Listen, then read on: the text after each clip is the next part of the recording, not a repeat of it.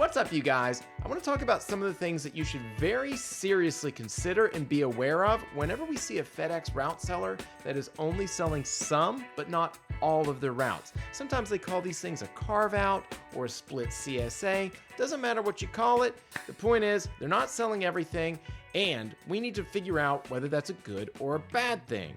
So one of the reasons why people think that it's a good thing that the seller is keeping some of his routes and selling the others is that they feel like they get unlimited amounts of training. Hey, you got a problem? Well, the seller's still in the terminal owning his other routes, and just walk across the belt, ask him a question, bring up a problem. He's got to help you. And that's kind of true, but for the most part, it's not as valuable as one might think that's coming into this business. And there's really two reasons for that. The first reason is that the other contractors in the terminal are pretty much cooperative, and it's a pretty awesome atmosphere in general. And that atmosphere is created because our territory is legally protected. Other contractors aren't competing with you. They're not trying to undercut you or whatever, right? A lot of contractors realize that scratching each other's back is actually a really good thing. It's really helpful and it's beneficial for everyone. And so it's one of the coolest things about it. Now, granted, yes, I know that the other sellers out there that are selling all their routes, they're only going to have training for 4 to 6 weeks and they feel like they're off into the wild. But again, if you've got contractors inside of that terminal that you can ask questions and lean on a little bit, I think that that's a super cool environment to be in.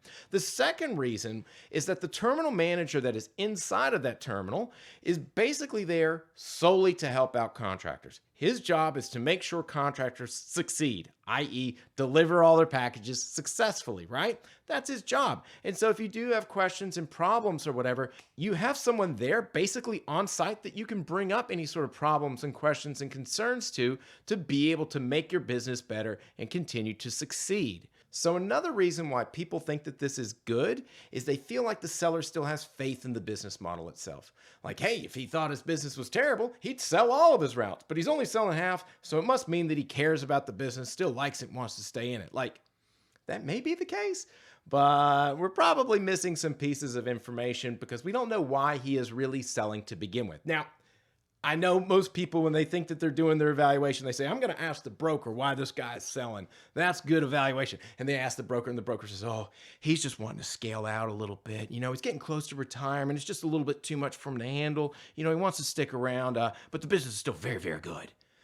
Again, maybe it's true, but maybe the guy is starting to fail and have service issues and he's got to sell off half his routes because he can't manage it all. Maybe he is selling because he doesn't even want to sell. FedEx has made him sell because he's too big. Maybe he is selling because he just wants to seem like he's got a lot of faith in the business. But meanwhile, as soon as it sells to you, he's going to sell the other half in 3 months. So you got to know why people are really selling. It's not the retirement or pursuing other opportunities or whatever they're saying that it is. There's reasons why people are doing specific things at specific times. It's very difficult for an untrained buyer to be able to figure those things out, and asking the broker and asking the seller doesn't always net the best answers from these people. So it's important things to think about. And so I tell the people that I work with that they need to be thinking about 2 really important questions. The first question is, why is he really selling, right? Not the semi-retiring, not the scaling back, none of the nonsense. The real reasons. And those real reasons could be something like he's too big. FedEx has said that he's overscaled. He has to sell. He might be running his business into the ground very slowly, wants to sell out some of his routes so he can manage the others a little bit better. He may be already in jeopardy of having issues with his service and he wants to sell. Lots of different real reasons on what would compel someone to actually sell. The brokers and the sellers out there will want people to believe that, these contractors are just not very ambitious and, they just don't have the motivation to grow and take this business to the next level. We've got people that own 200 routes left and right, and I could show you all these guys. And there are people that own a couple hundred routes. Sure, that's possible. Is it probable? Not necessarily. And is it a factor of motivation or ambition? I don't think so. And the reason why is because even if they could do it, a lot of contractors simply won't. They don't want to do it. And it would be like if you thought about a food truck, let's say that nets $10,000 a year, and thinking, well, if I need to get up to $2 million, I'm just going to buy dozens and dozens of food trucks. No, don't do that. Just buy a hotel and you're going to make the same amount of money, right? There's better ways to do things when you want to scale to certain levels. And a lot of times contractors bump into that. So it's not that there's necessarily one bad reason why they're wanting to sell. We just need to know what it is. Was he too big? Is he fearful of the next contract? Is he fearful of his service levels? Whatever it is, it may be fine. We just need to know what it really is and not the semi-retiring or whatever it is, right? So that's one thing. The second important question that you need to be thinking about is, why did he pick these specific routes to sell you and keep the others? Well, brokers want you to think that all routes have a manager in place. Maybe the fleet's a little bit older or newer, but hey, they all work on margins and they're all about the same. They're all the same, right? That's the way a lot of people end up evaluating these things, which is crazy, but that's what happens.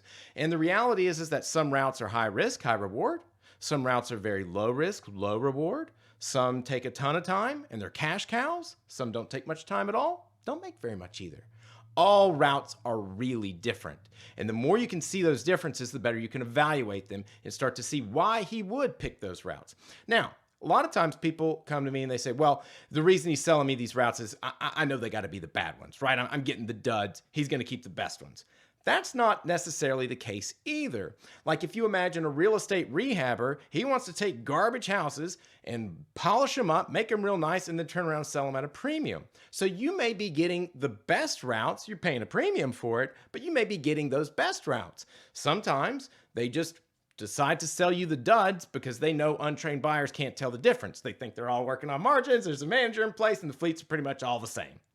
So sometimes sellers don't care and they will intentionally just throw the duds out there, and some of them will throw out the better routes to sell people, and then they'll fix up the routes that they have, that they are keeping, and then they will also sell those as well. So being able to see why they are picking certain routes is incredibly important, because you've got to figure those things out to figure out if those are problems that you are able or are willing to solve. So one final really important thing to consider is that whenever you're dealing with the split CSA, your acquisition risk, the risk that the seller has misled us in some sort of way, it will be unavoidably higher. Doesn't mean that it's bad. It just means that your risk is higher. Everything may work out just fine. Everything may not. So you typically want to have a much more transparent and reasonably honest seller that you're working with whenever you're dealing with those, versus someone that's selling an entire CSA. Now, the other thing that's really important to know is that whenever you evaluate these CSAs that are split, you have to use different strategies to evaluate those to mitigate that acquisition risk, because there are ways to be able to do that. The problem is that some banks won't even touch a split CSA when it comes to financing. They understand that they are high risk and will not finance them whatsoever. So that means that you need to be flexible in terms of what bank you're working with, what terms you're willing to accept, and be able to realize that it's going to be a little bit more of a cumbersome process most of the time to be able to get a split CSA financed. So keep that in mind as you start to go down this journey if you bump into a split CSA. So hopefully this helps. If you find yourself bumping into a split CSA that you'd like to acquire, you need to start thinking about why the seller wants to sell or has to sell. You need to think about why he has picked the specific routes to sell you versus the one that they're keeping. And then also, how do you feel about your acquisition risk tolerance? Is it high? Is it low? And then finally, are you going to be flexible in terms of what banks that you're working with and dealing with different terms with those different banks? So hopefully between all those things helps out a bunch. If you got any questions, drop them in the comments below. Like, subscribe. We'll talk to you soon. Bye-bye.